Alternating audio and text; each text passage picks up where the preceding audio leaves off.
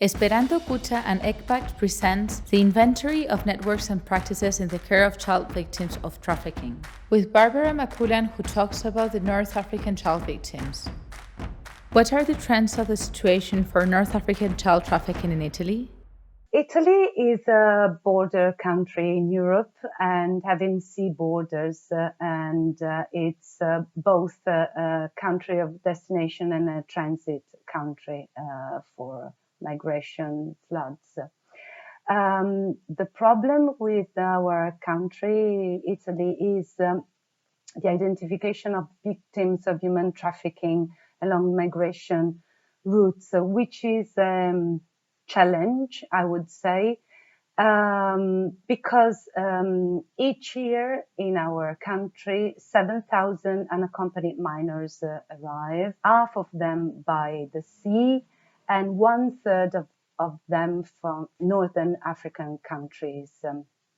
The problem is that age assessment is a crucial point because these minors arrive without documents, without passports, identity cards. So the assessment becomes very difficult, but in the doubt, the Italian government placed them in reception where they flee.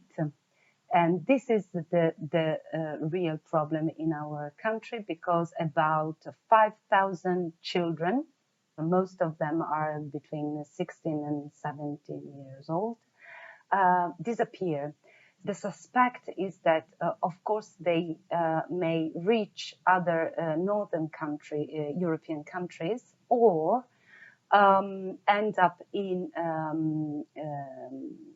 exploitation networks.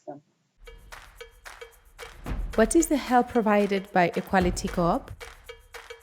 Equality is an anti-trafficking NGO. Each year we reach 1,000 people out in the street for prostitution, but also in workplaces that we enter as a social worker with labor inspectors, for example, or trade unions and public social services, of course, in a multi-agency methodology.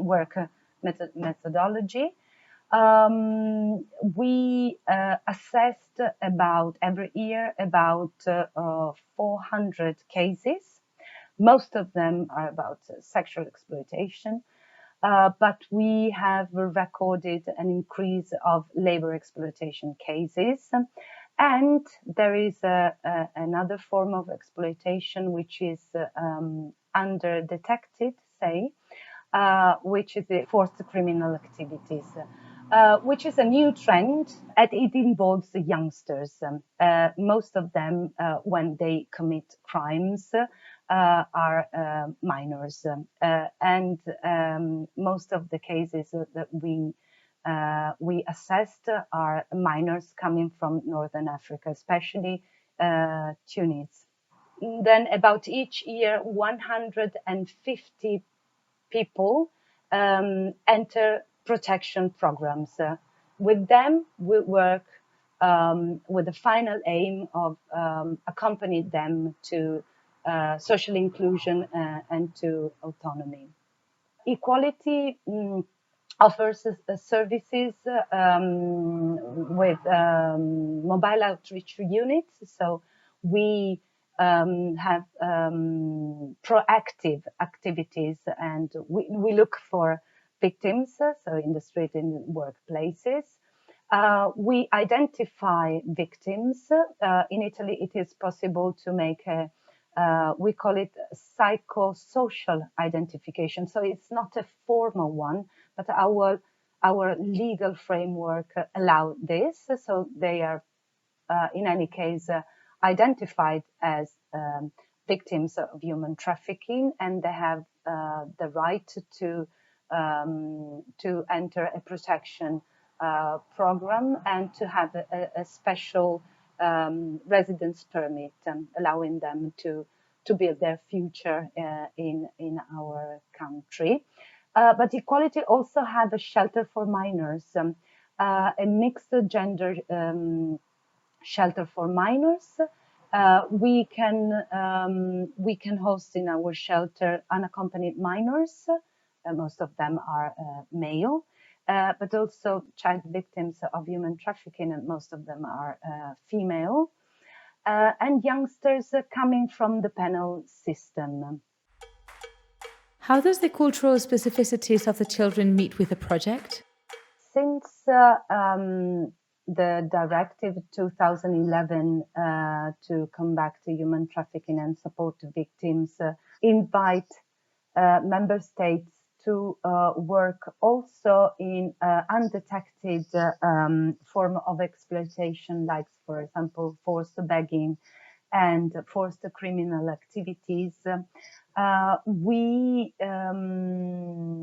We developed inside the NAVE project an action, which is, say, an experimental action to work with minors, victims who are at the same time victims of human trafficking, but also author of crimes. So this specific target group that in the case of Veneto region are in the 21 cases that we assessed, 1/3 came from Northern Africa. They think that since they failed in their job, say, because they were caught and they ended up in jail, they could have some problems with the criminal organization. So the fact that we assure them protection and to move them far away from the territory of exploitation is a way to gain their trust and to work very well with them.